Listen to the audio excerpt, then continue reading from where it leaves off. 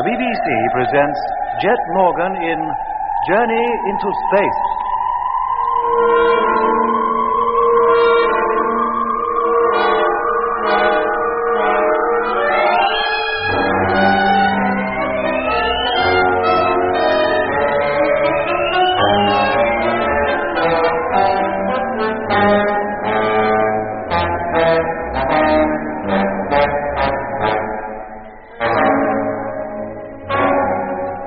Lemmy, Mitch, and I, prisoners of the so-called Flying Doctor, had been carried to a Martian city in the heart of the Lacus Solus.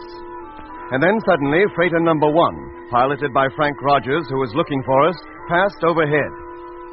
During a struggle which ensued, the Flying Doctor fell over the wall and onto the next terrace, where he lay motionless.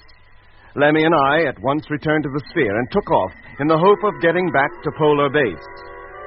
Meanwhile, through freighter number 1, we had re-established contact with Jet.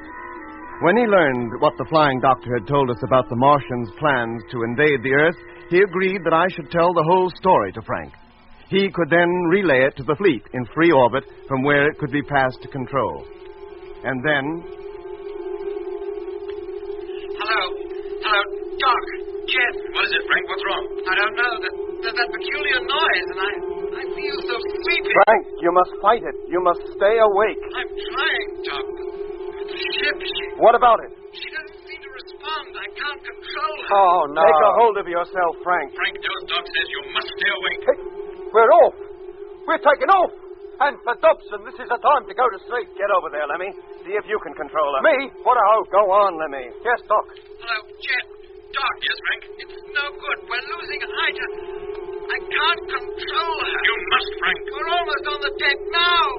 Here we go. Frank, answer me. Hello, number 1. Hello. What is it, Doc? Frank. He must have crashed. Hello. Frank. Hello. Hey, he's not replying, Doc. Hello, Jet. Can you hear me? Oh, if Frank has crashed, we've lost contact with Jet and all. Without number 1 to relay our calls, he can't hear us, mate. And meanwhile, this ship is steadily climbing. Well, there's nothing for it but for us to learn how to control it if we can. Drag Dobson out of the way, Lemmy. You take his panel, I'll take Harding. Right. Now, you lie there, mate, and you have a nice little 40 winks, eh, Doc? Yeah? That noise, that go-to-sleep noise, it's stopped now. Oh, never mind that, Lemmy. What have you got on your panel? Row of buttons and 3 levers. No indication of what they do? Not that I can see. One of the buttons here is depressed. So is one of these. And one of the levers pulled forward. Now, it was Dobson who closed the door, wasn't it? Yes. Then it must be the button on your panel that did it. Yes, I should think so. Then this panel was the one that started the motor and took us off. All right, Lemmy, hold on. I'm going to do a little experimenting. Right, now, be careful, Doc. Don't go crashing us as well. Now, get over to the window. Tell me what happens to the ship when I pull the lever. Right. It don't seem to make any difference at all. Doesn't it? Now, wait a minute, Doc. Yes, it does. We've stopped. Stopped in midair. Right. Tell me what happens now. We're going down. Oh, turn it up, Doc. What are you doing? Sorry, Lemmy, but down is the one way we don't want to go. Not yet, anyhow. Well, can't you make it go any other way than up or down? Only stationary like this. And there we'd better stay for the time being at any rate. Dobson and Harding are waking up. Oh, blimey. Let's hope they don't start getting violent. Dobson, can you hear me talking to you? Dobson, do you hear me? What are your orders? Hey, it doesn't seem to be any different from when he went to sleep. My orders are that you get back to the control panel immediately. Doc, he's getting up and going. Just as McLean did back in the truck. Keep your eye on him, Lemmy. See that he touches none of the controls on the panel until we tell him to. Right, Doc. Now, Harding? Harding, can you hear me? Get up, Harding. Get on your feet and go back to the control table. Oh, it gives you a funny feeling when they do exactly as you tell them, Doc. Not half the funny feeling we'd get if they'd stop doing what we told them. Oh, what do we do now? Hey, and what about Mitch? And it is turn to wake up. Oh, let him sleep. We have enough trouble, Lemmy. Now, which way was number 1 heading the last time it passed overhead? Southeast. Back towards where it came from, towards the desert. Harding, Dobson, here are your orders. What are they? The ship will proceed at moderate speed in a southeast direction.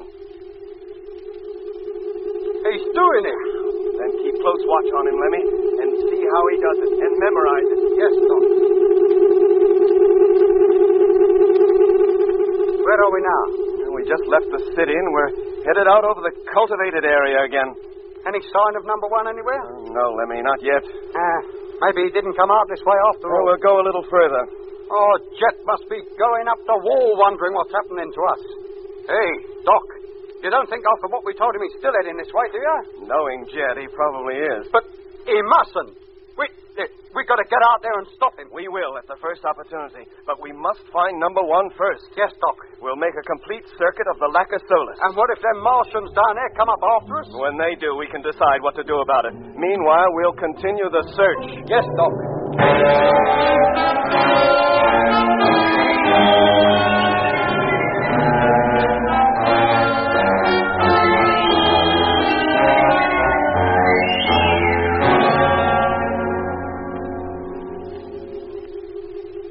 But if you ask me, Doc, we've had it. There's no sign of it in this direction.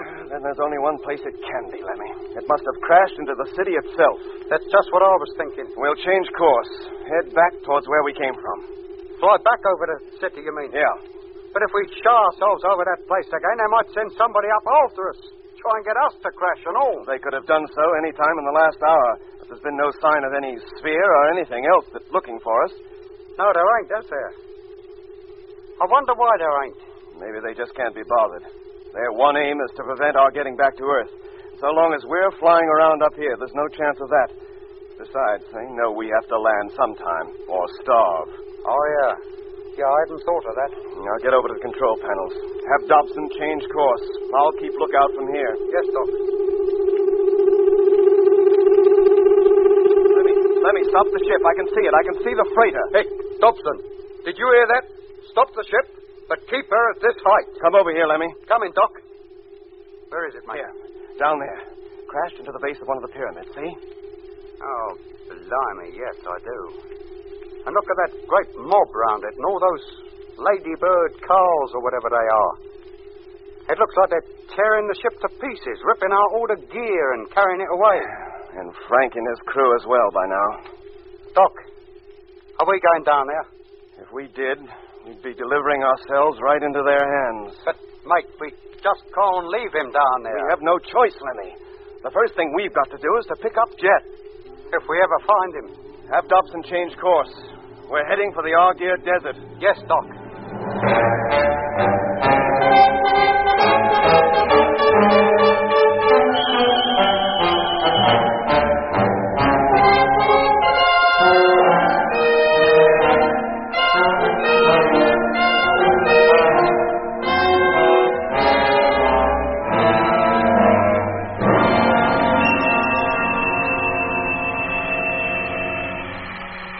Hello, McLean. Can you hear me? I can hear you. In a moment I shall halt. When I do, you're to bring your truck alongside this one and stop your motor. Your orders are understood. Fine.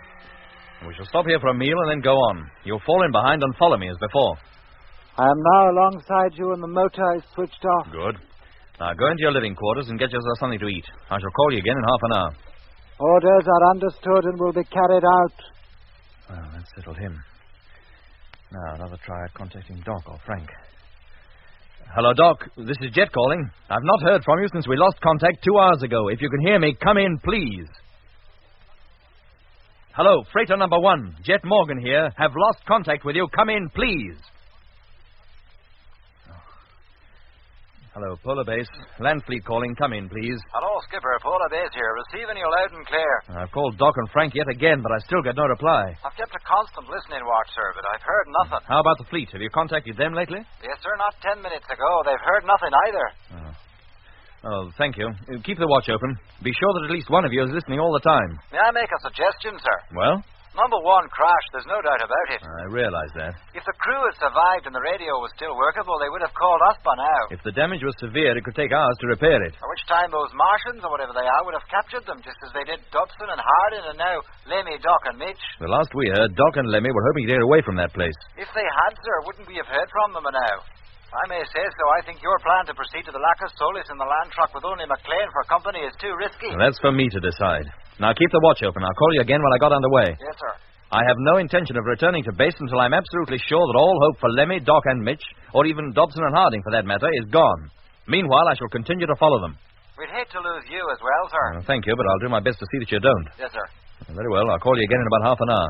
Good luck, sir. Thank you. Hello, Landfleet. Can you hear me? Hello, yes? What is it? What was that, sir? You called me. Oh, no, sir, not me. Somebody distinctly called the Landfleet just then. Hello, Landfleet. Can you hear me? There they were again. Very faint, but definitely there. Did you hear them? No, sir, I did not.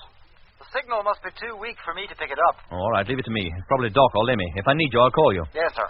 Hello, Landfleet here. Is that you, Doc? Receiving your strength, too? No, it isn't, Doc. Is it Frank, then? No, it isn't Frank either, nor is it Lemmy. No, it isn't. I can hear that. In fact, I don't know that voice at all. I've never heard it before. You were in great danger, Mr. Morgan. You don't think you have a chance against them, do you? Just you and a couple of crawling land trucks? Who are you? Come to the point. There's no need to raise your voice. I want to help you. Oh, I'm sorry, but how can you help me? Unless somebody does, you haven't a hope of getting back to Earth. Not even to your polar base. That hardly answers my question. How can you help me? I cannot tell you now, in case I should be overheard. Over the radio, you mean? Yes. I've already brought my transmitter down to its lowest possible power, so it will about reach you and no further. Every word you say is listened to. Do you realize that? That's been made fairly clear to us recently. They are listening to you now. They've heard you calling Doc and Frank. And if they'd answered, their replies would have been picked up too. Then if they can't hear you, they, whoever they are, must be thinking I'm talking to myself. It won't take them long to realize what's happening, and they'll come flying out here, not only to pick you up, but to get me as well. And that wouldn't be difficult. I'm only a couple of 100 yards away from you. Well, where? Out of sight at the moment. I didn't want to scare you suddenly by appearing from nowhere. Look, how do I know this isn't another of their tricks? A ruse to get me away from the truck or something, as they did to Lemmy and Mitch back there in the canal. You must believe me. My aim is to help you. For you to help me in return. You? Help you? Well, how? If you do get away, if you are able to leave the planet and get back to Earth, take me with you. Back to Earth? Why not? That's where I come from. I have a right to get back if I can, haven't I? We all have.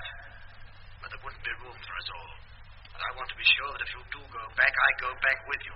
How long have you been here? 15 years.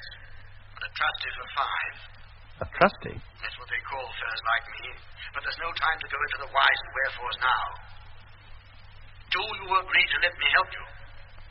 Or do I go back and leave you to fend for yourself? Do you know anything about Doc, or Lemmy, or Frank? I picked up their calls to you just before the freighter crashed. If you ask me, you'll not hear from any of them again. If they're not dead, then they'll be prisoners in the city. And if you think you can storm that place alone in that land truck, then you'd better think again. Now, how about it?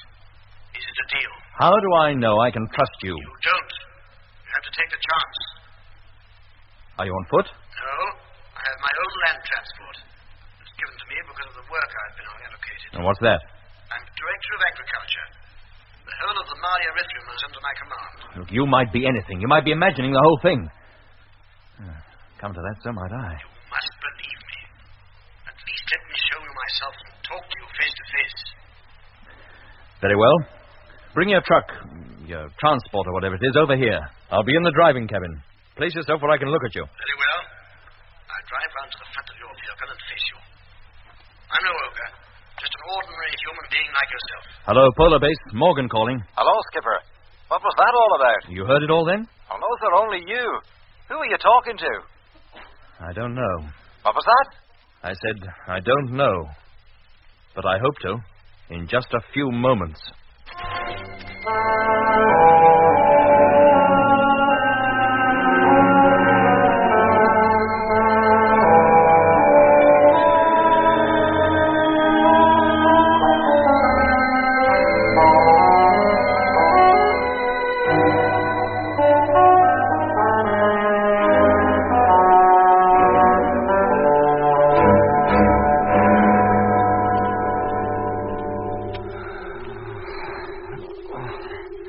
Hey, Doc. Yes, Lemmy? Mitch, he's waking up. Are you sure? Yes, Doc, he just moaned and moved his head. There he goes again. Get over to the window, Lemmy, and keep lookout. So far as I can calculate, we should be halfway across the Argeir now, and you can expect to see the land fleet almost any time. Yes, Doc. Are you going to be able to manage him on your own? Sure, why not? But supposing he's no different from when he went to sleep, he might start getting aggressive again. I think I can handle him if he does. I'll get over to the window, or we may pass over Jet and not even see him. Yes, Doc. What a time to choose to come round. Mitch. Mitch, are you awake? Yes. Can you hear me, Mitch? This is Doc. Doc? Yeah, Doc Matthews. Oh, I'm so cold. What's happened to the heating system in the ship? So far as I know, it doesn't carry one. What are you talking about? All ships carry a heating system. You'd better get one of the engineers over to look at it. Grimshaw for number 3, and quick before we all freeze to death. Mitch, there's nothing wrong with the heating system. It's you that's cold. Cold? Well, that's putting it mildly. My inside feels like it's frozen solid. Listen to me. Do you know who I am? Oh, why shouldn't I? Hey, what's the matter? What are you wearing your suit for? Lemmy and I have to, Mitch. Well, the heating system has failed. You're wearing your suit to keep you warm. Now, what's the idea? Why didn't you wake me up and tell me? Look, we're not wearing our suits just to keep warm. It's because the atmosphere in here is too thin for us to breathe. How the dickens can I breathe it? Now, what is going on? You can breathe it, yes. So can Dobson and Harding. Look at them. They haven't any suits on. Dobson and Harding? Here? Oh, well, why aren't they in their own ship? And where's Jet? Somewhere out on the Argyre Desert, we hope. We're trying to find him and pick him up. On the Argyre Desert? On Mars, you mean? Of course. But we're not due to reach there yet. Not for 2 weeks. We landed here nearly 2 weeks ago. Look, Doc, will you please tell me what this is all about? Why don't you tell me what you think this is all about, Mitch? Where do you think you are? Where else would I be? In the Discovery, of course. Nearly 6 months out from the moon. But Discovery? You mean you think we're still on the way to Mars? Oh, cut it out, Doc. You know darn well that's where we are. No, Mitch, don't get up. I'll get up if I want to. How do I come to be lying on the floor anyway? And what's happened to the bunks and the cabin? It looks all different. Where am I? What? Doc, my chest, it feels tighter. I can't. Lemmy. Breathe. Yes, Doc, come over here, quick. What's the matter? Is he all right? He's far from all right, Lemmy. I think he's coming back to normal, but he can't breathe the atmosphere in here. Oh, blimey, and we've got no suit for him. That oxygenized chamber upstairs. Yes. Harding, open the door to the upper cabin immediately.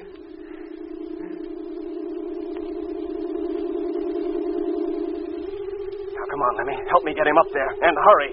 Yes, Doc.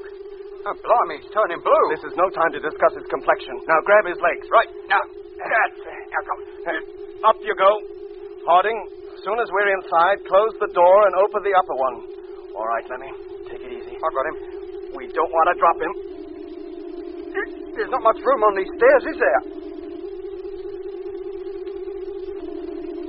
Here goes the other door.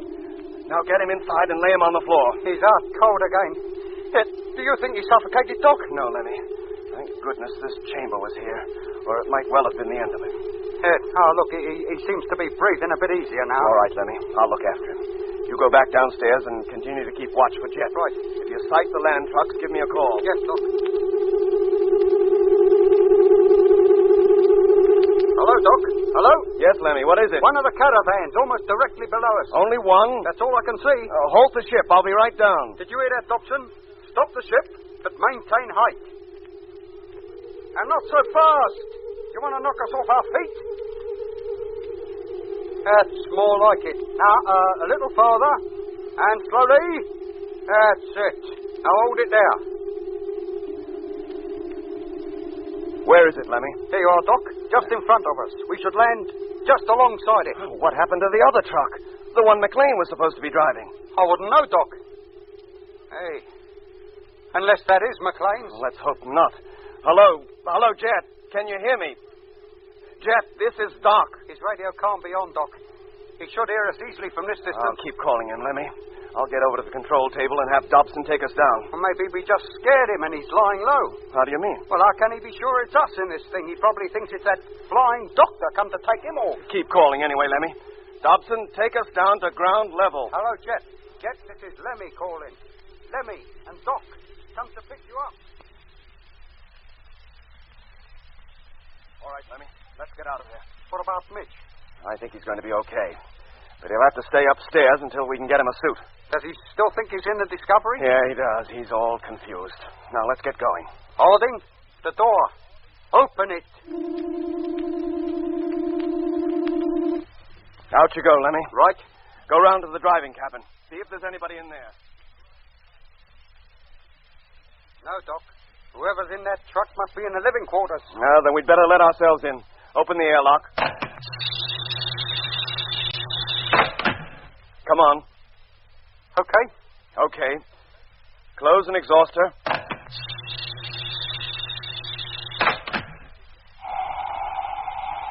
Maybe he's having a sleep. What a surprise for him when he wakes up and sees us standing over him. Okay, Lemmy. Open the door. Let's get inside.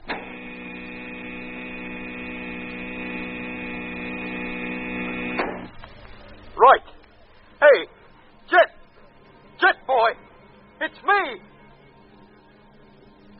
Doc and Lemmy. There's no one here. The truck's empty.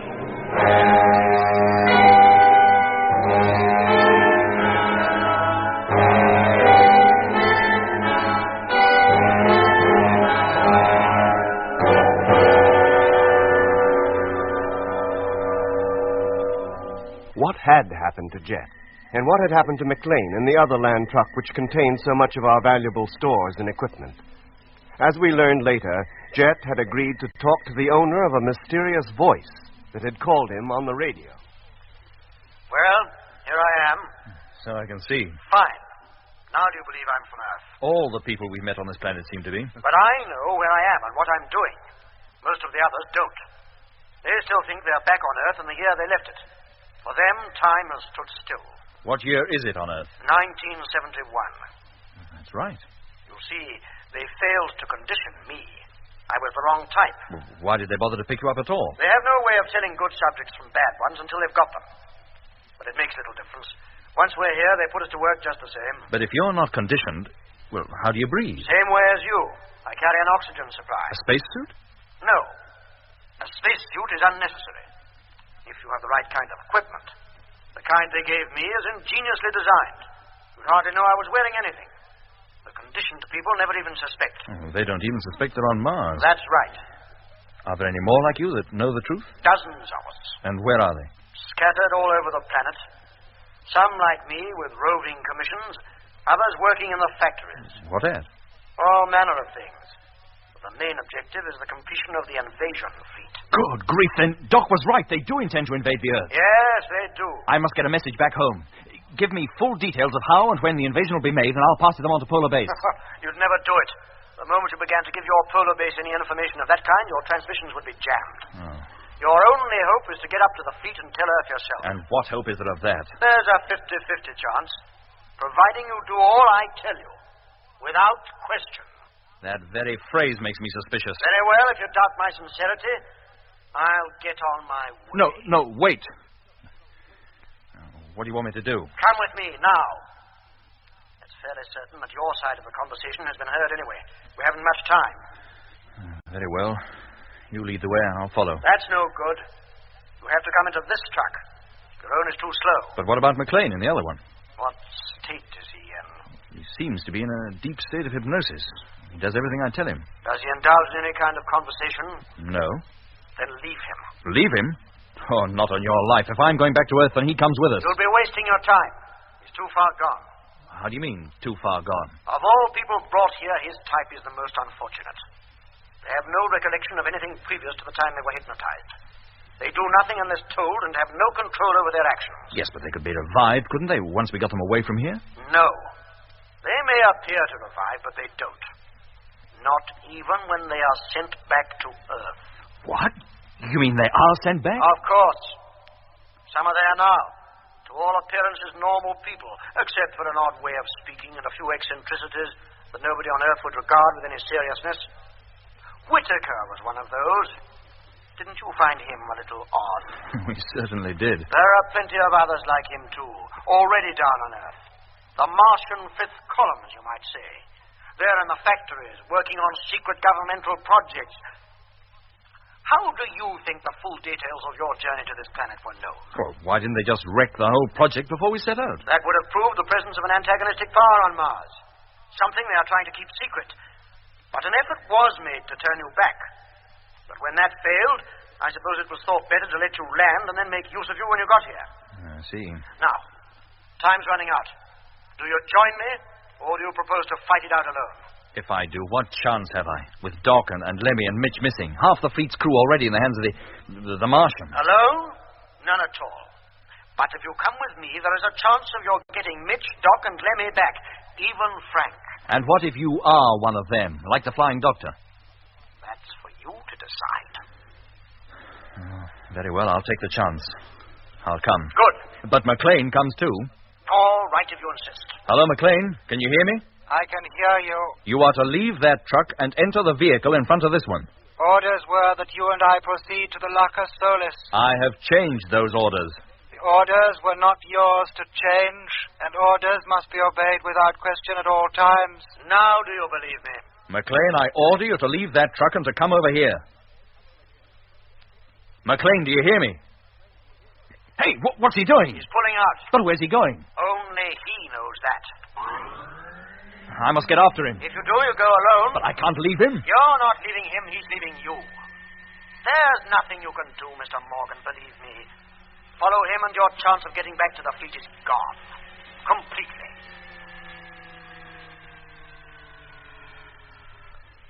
Very well. I'll put myself in your hands. Good. Give me just a few moments while I tell Base what's happened. No, don't do that. Tell him you'll call him later, but give no specific time. Right. When I've done that, I'll put on Mitch's suit and come over there. I shall be waiting.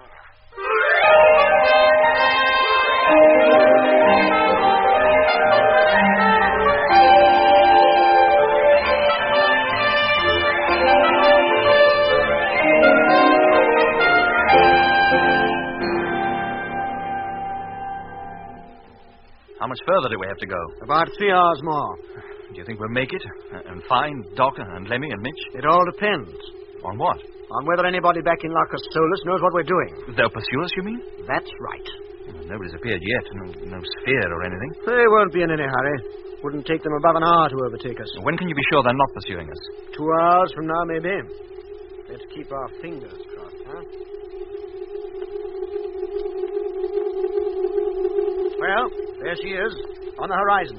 If we can make that far, our chances are good. That great glass dome, you mean? It's colossal. It's not glass. The men working in it are like you and me. They need a good supply of oxygen to breathe. They have plenty of it in there.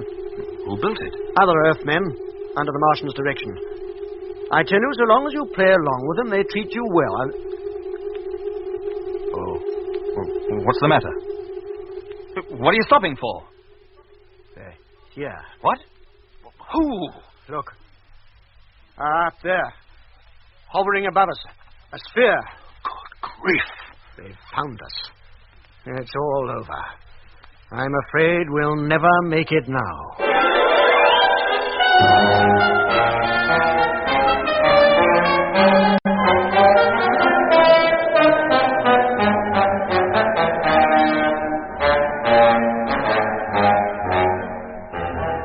In episode 19 of Journey into Space, you heard Andrew Foles as Jet Morgan, David Kossoff as Lemmy, Guy Kingsley Pointer as Doc, Bruce Beebe as Mitch, and with David Jacobs and John Casabon.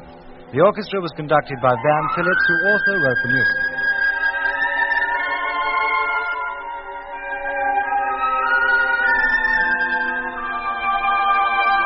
Journey into Space is written by Charles Chilton and produced by him in the London studios of the BBC.